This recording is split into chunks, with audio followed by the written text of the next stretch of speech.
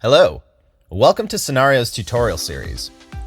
Today, we will engage the creative process on Canvas to create a game background. From the Canvas tab, we'll create a new project with a width of 1024 and a height of 512 pixels respectively. For this tutorial, we will use our Cozy World Builder signature generator. I will begin with a general concept and style prompt and a really nice reference image to use with composition control.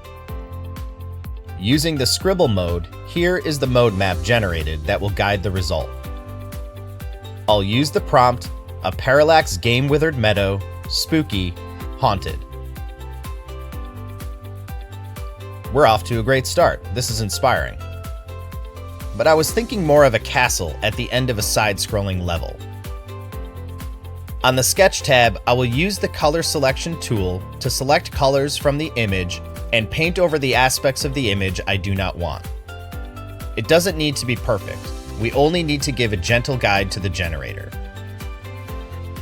Make sure to switch from scribble mode back to image when applying a mask, which is our next step in this process. On the Generate tab, I'll use the lasso tool to select loose areas of the image that encompass small portions of the area I want to regenerate, and also some aspects around that area to help guide the generation. Don't be afraid to simply make messy shapes quickly and allow the generator to iterate and help you create small portions at a time.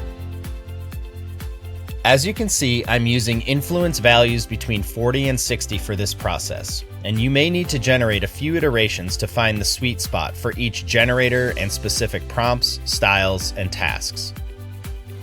Generally speaking, influence values of 30 to 50 will allow some room for the generator to be more creative. 50 to 70 will strongly adhere to the original with subtle changes, and 70 or above will tightly fit the output to closely follow the part of the image that is under the mask. I recommend allowing the generator to co-create during this process. Remember to retain the original prompt, but feel free to experiment with adding prompts to help guide your generations. This is looking great.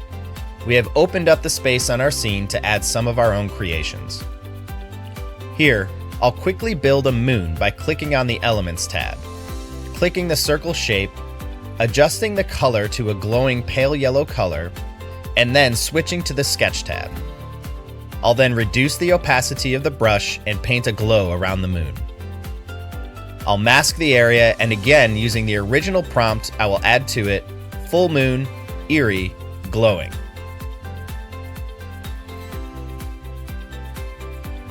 Yes, first try. Now I want to add the castle.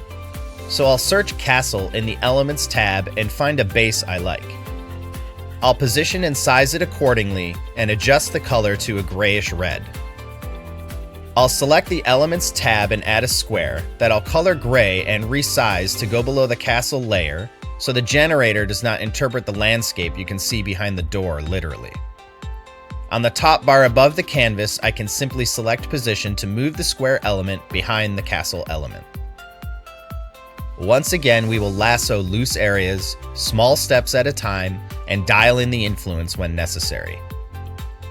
We'll add to our original base prompt, Stone Castle, to guide the generation.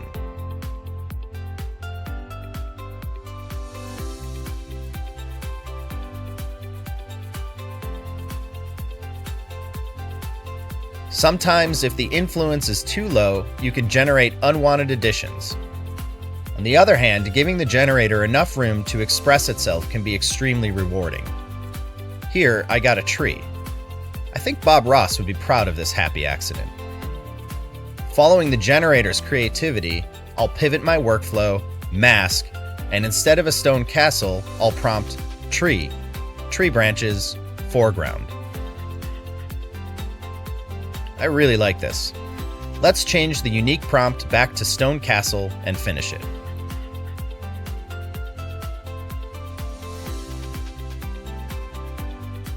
Now, I would like to understand the scale of our background based on a character. On the Elements tab, I'll search for Monster and select a simple design.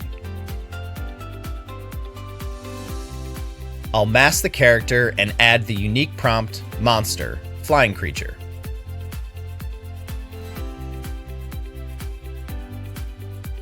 Aw, very nice. Now I can remove the background of my monster asset and resize as needed. Finally, I'd like to clear out the foreground of the image so I can more readily accommodate character movements. I'm going to turn the influence up pretty high, to 70.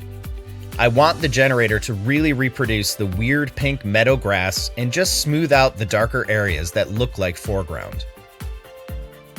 I'll be very specific and repeat part of the original prompt. Pink withered meadow, moonlit, side-scroller background. That really clears the way for character animations in the foreground. I'll finalize the image by selecting the effects from the top bar and adjusting the overall brightness of the image. And now my background is ready to go. From here, I can click the Resize tab and increase the width of the canvas if I want to keep going. Or, I can prompt the entire image and generate new variants of my scene. By adjusting the influence or experimenting further with composition control, we can create subtle changes or more dramatic ones for different scenes, or even get inspired by images that look from an entirely different level or world. Till the next time!